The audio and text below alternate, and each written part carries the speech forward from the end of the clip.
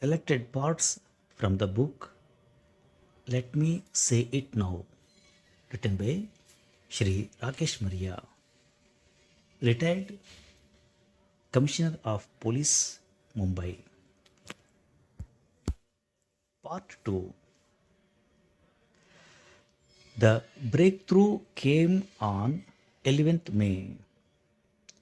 A traffic constable on duty at the Ratan Tata Institute Junction at Babulnath spotted a Yamaha bike with the number we had flashed on the wireless. He stopped the bike and immediately took it and its rider to the Tardev police station. The Tardev police discovered that the rider was not carrying the mandatory motor vehicle papers. He gave his name as Rajinder Singh Negi. The Tardev police detained the motorcycle and asked Negi to go and fetch the papers, which he promised to do the next day. In the meanwhile, the police control room was informed about the motorbike being detained by the traffic police. This was also communicated to the crime branch, at whose instance the message had been flashed. The crime branch team rushed to the Tardev police station, and when they found that Negi had been allowed to go home, apart from pulling their hair and phoning me about what had happened, they could do little else. I too could do nothing but rant in consternation at the Tardev police station officers. All of us waited with prayers on our lips and hope in our hearts for the next day to arrive and fetch Negi to the police station. The individual who must have prayed the most that day would have been was the duty officer in charge who had permitted Negi to leave the police station in the first place. He knew that his job was at stake. God must have had a special place in his heart for this officer, for the next day Negi returned to the police station with the papers. I am very sure that the duty officer must have embraced him hard. Negi's interrogation revealed that he was a close friend of Omi Bharadwaj.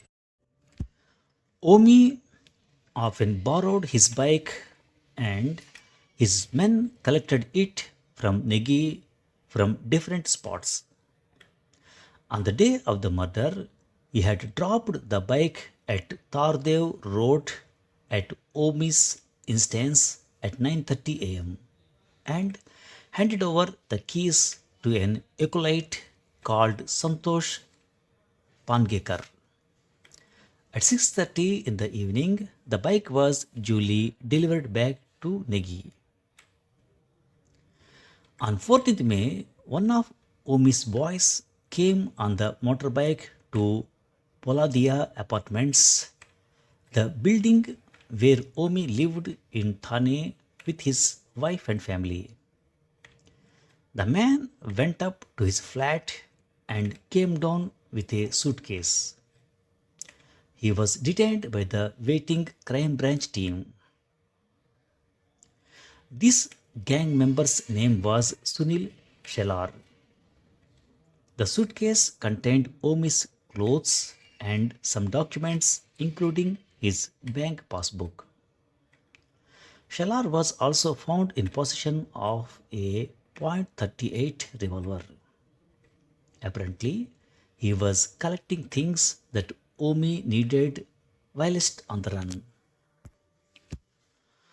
With leads provided by Shelar and Negi, inspectors Tejale, Patkar, and their team picked up Santosh Pangekar and other accused called Pramod Shinde from Nerul. Pangekar had an entry exit wound above his left knee, and the explanation offered was that he had sustained it accidentally at the time of the Sunil Khatau killing from the gun of Raju Vikroli and the shooter. We also discovered Omi's page number, but he and Amar Naik had simply vanished without a trace. The crime branch was making relentless efforts and moving heaven and earth to locate them when one day in June, late in the night, the team picked up a boy suspected to be in close contact with Amar Naik and brought him straight to me for questioning.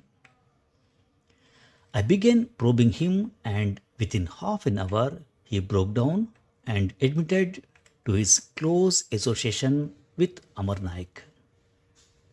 I promised him immunity from police action if he assisted us in nabbing Amar Naik.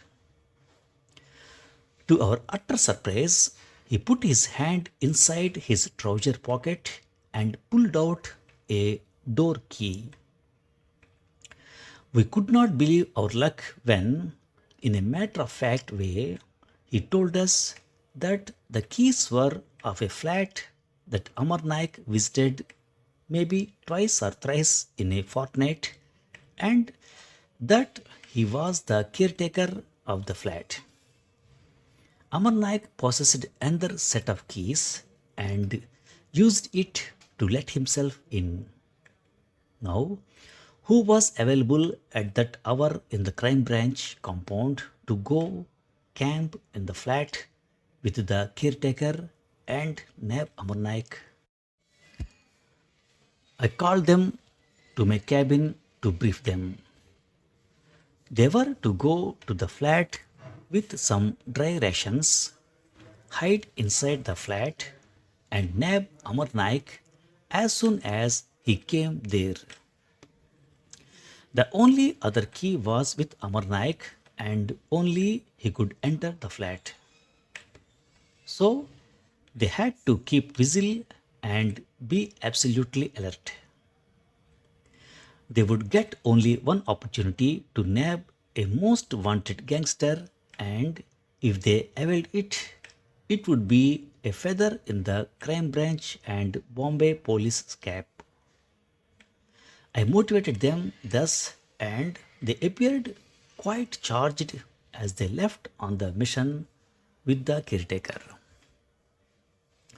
They reached the flat well after midnight and telephoned me at home to inform me that they had reached. They assured me that they would take all the possible care and keep me posted of the developments. It was around 7:30 in the morning when my bedside phone rang. I picked up the phone. Sir, bad luck. To palala, said the voice from the other end. Why, for a second, my head went into a spin. It was the officer from Amar Naik's flat. Amar Naik had escaped. How did this happen? I almost screamed. What they told me was so unprofessional and shameful that the moment I heard it, cold anger took over and replaced all the anxiety associated with the operation. After entering the flat, the two officers had changed their clothes and had comfortably settled down for the night. In the morning, after waking up at around 6:30 a.m., they asked the caretaker to prepare tea for them.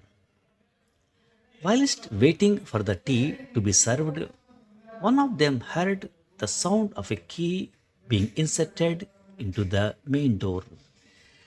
So he tiptoed to the entrance and stood next to the door.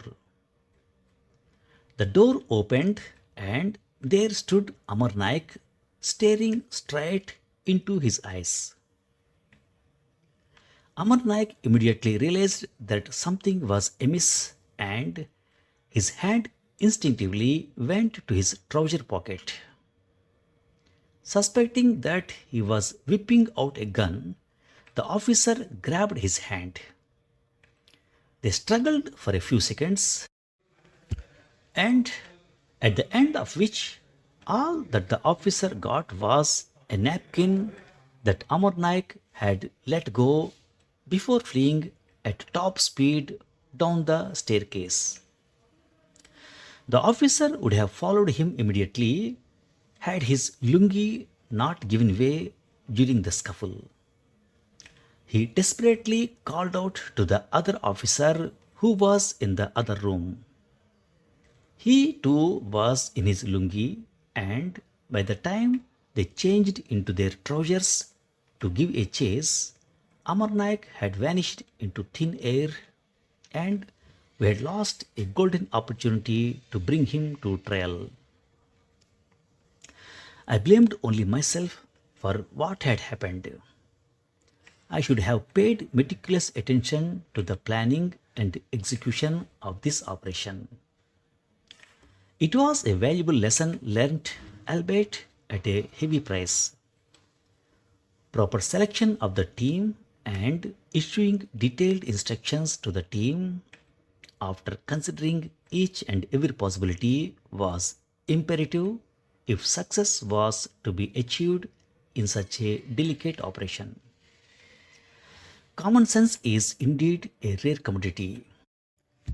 Even to this day, I still cannot imagine or fathom how the two officers could have chosen lungis, that is, an unstitched wraparound which is just wound around your waist, to sleep in when they were supposed to be totally alert and geared for action every minute. The only consolation was that they had confessed to what had actually happened instead of hushing up their failure or cooking up stories to cover their stupidity. Trying to make light of the spirits damaged by this big boo boo, we continued to chase Amar Naik and Omi with all the ingenuity and ability in our command. I was in touch with several informants, including Mehrunisa. Ultimately, on July 14, on receiving credible information, our team, comprising Senior Police Inspector Shamrao Jedi, Inspector Fateh Singh Gaikwad, Assistant Police Inspector Mangesh Pote and Pramod Khede, Sub Inspector Bajirao Patil and Yashwant Desai lay in wait for Omi. On seeing them, the dangerous desperado that he was, Omi opened fire, which was retaliated to by the team, which led to his death in the encounter. Thank you very much.